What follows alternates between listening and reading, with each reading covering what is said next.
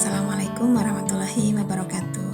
Bertemu lagi dengan saya Ulfa Meilida, dosen pengampu mata kuliah Bahasa Indonesia. Baik, pada pertemuan kali ini kita akan membahas tentang ejaan bahasa Indonesia. Nah, sebelum masuk ke materi, saya mau menunjukkan kepada saudara bahwa di luar sana mereka atau masyarakat itu sering sekali menyampaikan bahwa bahasa Indonesia itu gampang, bahasa Indonesia itu nggak usah dipelajarin, sejak SD juga sudah belajar bahasa Indonesia, jadi ngapain kita belajar bahasa Indonesia? Nah, itu kata mereka.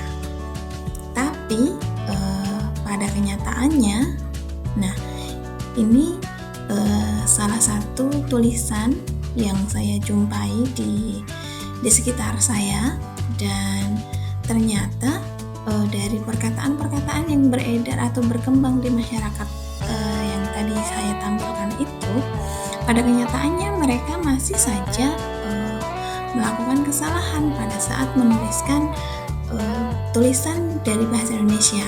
Ini di sini tertulis ada sebuah informasi atau peringatan bagi masyarakat yang berada di sekitar tulisan ini ya.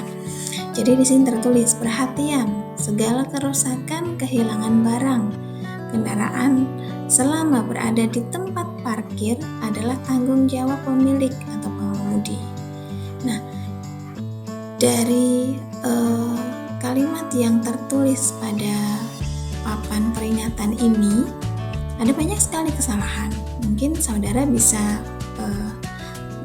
mencatat ya, atau mengidentifikasi apa saja ya kesalahannya. Ada yang dari tanda baca, ada yang dari kata depan dan lain sebagainya. Nah, selain ini ada lagi.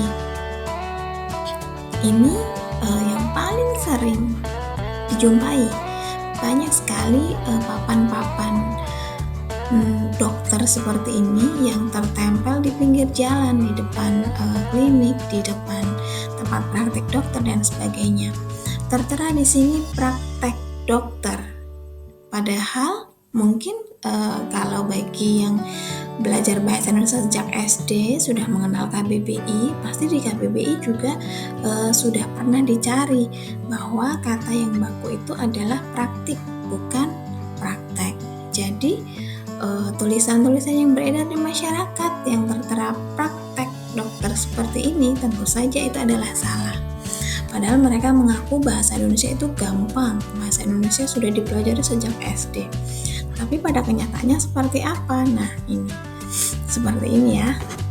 Ada lagi, satu lagi. Nah, ada peringatan lagi. Ini juga banyak dijumpai. Di sini tertulis, helm Anda mohon dikunci, hilang di luar tanggung jawab kami. Ada 2 D yang digunakan pada kalimat peringatan ini, dikunci dan di luar. Dua-duanya ini salah penggunaannya. Nah, makanya pada saat kita mempelajari bahasa Indonesia, tentu saja kita tidak mempelajari bagaimana mengucapkan atau melafalkan saja, bagaimana berbicara saja, tetapi kita juga mempelajari kaidah ejaan yang melingkupi dari bahasa Indonesia itu sendiri, biar tidak terjadi kesalahan-kesalahan seperti yang sudah ada di masyarakat saat ini, seperti contoh-contoh yang tadi saya tunjukkan itu. Nah, sebetulnya ejaan yang disempurnakan atau kaidah-kaidah yang mengatur dalam bahasa Indonesia itu sudah dibuat aturannya dalam ejaan yang disempurnakan. Atau saat ini pemerintah juga sudah membuat versi daringnya. Itu ada pada laman ejaan.kemdikbud.go.id. Nah, saudara bisa mengakses ini, dan di laman ini itu sudah dituliskan semua aturan yang berlaku di dalam bahasa Indonesia. Nah, apa saja sih aturan yang tertera di dalam ejaan yang disempurnakan itu? Ada mulai dari penggunaan huruf, kemudian penggunaan huruf ini juga dirinci lagi, ada abjad, vokal, dan lain sebagainya.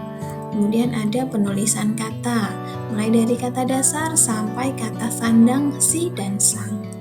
Kemudian ada juga penggunaan tanda baca. Tanda baca sudah lengkap di sini, ada tanda baca titik sampai tanda baca apostrof. Kemudian yang terakhir adalah penulisan unsur serapan. Jadi pada ejaan yang disempurnakan yang sudah dibuat sedemikian rupa oleh para ahli bahasa yang ada di Indonesia itu semuanya menuliskan atau kaidah yang berlaku untuk bahasa Indonesia itu sendiri. Nah, untuk bisa menguasai bahasa Indonesia secara lisan maupun tulis dalam situasi formal maupun non formal, dalam tulisan akademik maupun non akademik, saudara harus menguasai kaidah dari bahasa Indonesia itu dulu.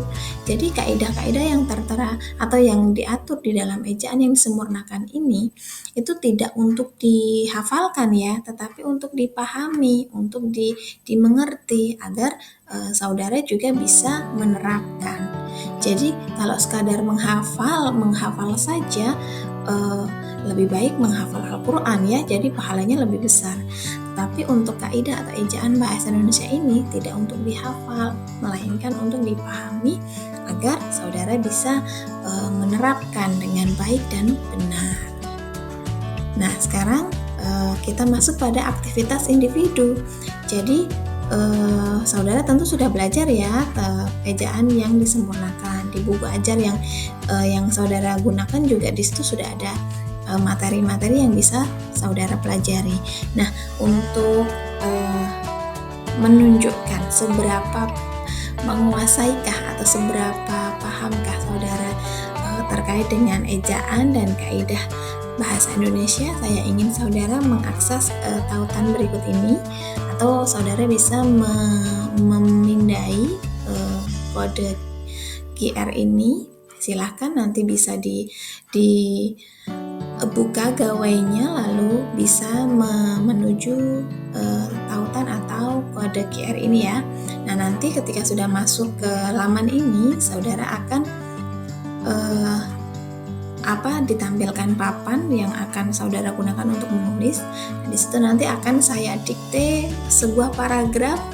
Silakan nanti saudara pastikan tulisan yang saudara ketik di situ sudah memenuhi ejaan yang disempurnakan, ejaan bahasa Indonesia sesuai dengan kaidah bahasa Indonesia. Begitu ya. Nah, sebelum masuk ke tautan tersebut, saudara perlu ingat bahwa kaidah itu bukan untuk dihafal, tetapi untuk dipahami. Jadi, perbanyak membaca dan menulis untuk menguasainya. Begitu ya.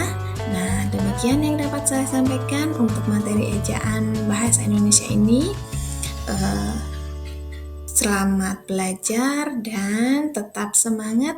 Jangan mudah puas dengan pencapaian hari ini. Terima kasih, sampai bertemu lagi. Assalamualaikum warahmatullahi